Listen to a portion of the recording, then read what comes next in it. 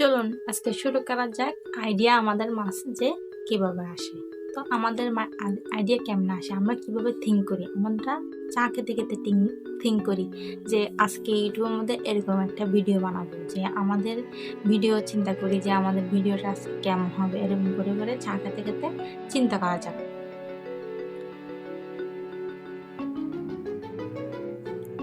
চা খাওয়া শেষ, এখন মাথার মধ্যে ঘুরপাক খাচ্ছে যে আমার একটা ইউটিউব চ্যানেল আছে, এটার জন্য আমি প্রতিদিন কিরকম আমি চ্যানেলে ভিডিও বানাতে পারি।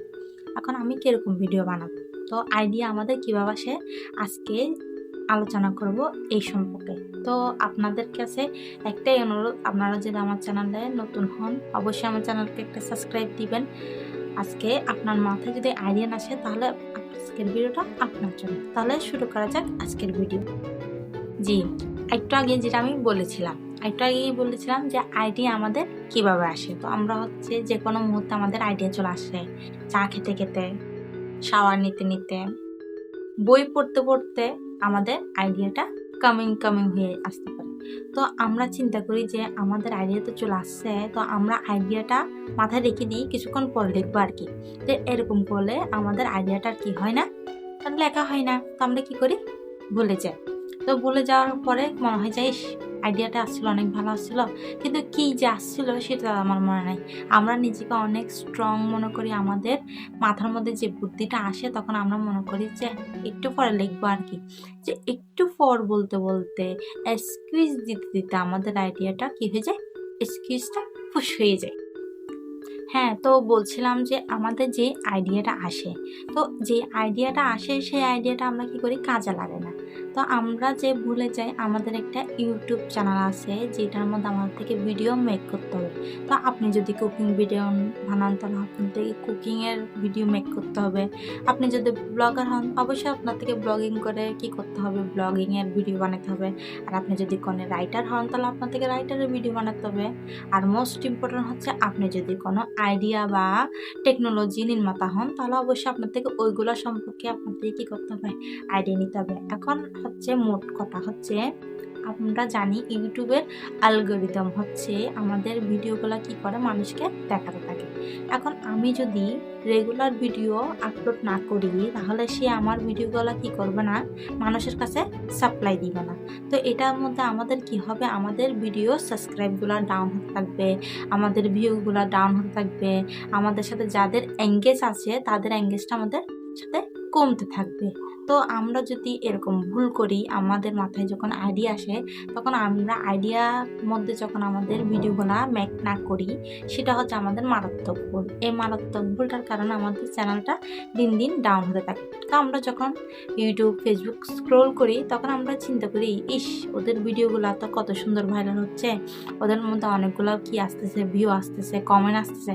আরে ভাই, আপনি যদি ভিডিওই মেক না করেন, আপনি যদি নিজের আইডিয়াকে কাজে না লাগান তাহলে আপনার ভিডিও কোত্থেকে ভাইরাল হবে। এই যে আমি নতুন চ্যানেলের ভিডিও বানাচ্ছি, এখন আমি কি ফেসবুকে বানাইছি নাকি আমি কি অন্য কিছুতে বানাইছি, আমি তো কোনো ভাইরাল হচ্ছি না, কিন্তু আমার থেকে যে চেষ্টা আমার থেকে চালা যেতে হবে। আপনারাও আমার থেকে একটা ইন্সপায়ার নেন যে আপনি আমার সাথে সাথে যদি গ্রোন আপ করে উঠতে পারেন, আপনি আপনার আইডিয়া দিয়ে যদি আপনি আপনার চ্যানেলকে একটা গ্রোন আপে নিয়ে আসতে পারেন, তো এটা মন্দ কোথায়।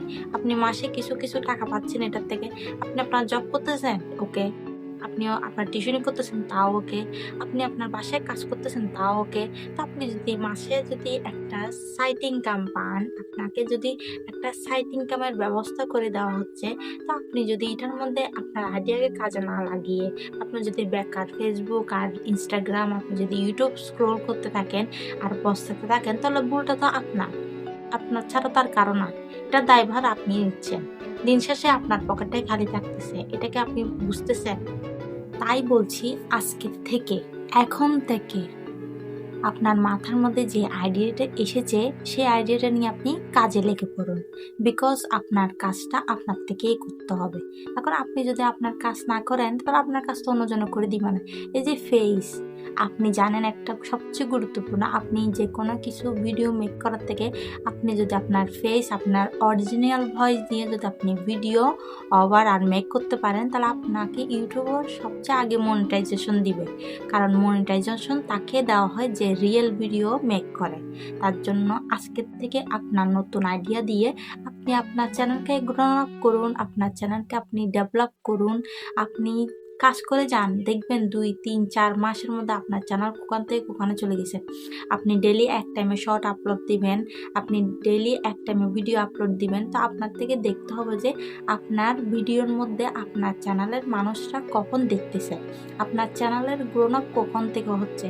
তো আপনি এগুলো কীভাবে দেখবেন, এটা নিয়ে আমি একটা ভিডিও অবশ্যই বানাবো আজকে চ্যানেলের মধ্যে। আপনাদের যদি আমার ভিডিও যদি ভালো লাগে, আমার কথাগুলো যদি আপনাদের কান পর্যন্ত পৌঁছায়, তাহলে আমাকে একটা কমেন্ট করবেন যে আপু এই ভিডিওটা বানান বা এই সম্পর্কে বলেন, আমরা এই সম্পর্কে জানতে চাচ্ছি।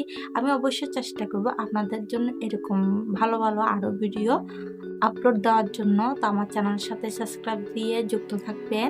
আজকের মতো বিদায়, এখানে শেষ করতেছি আমার আজকের ভিডিও।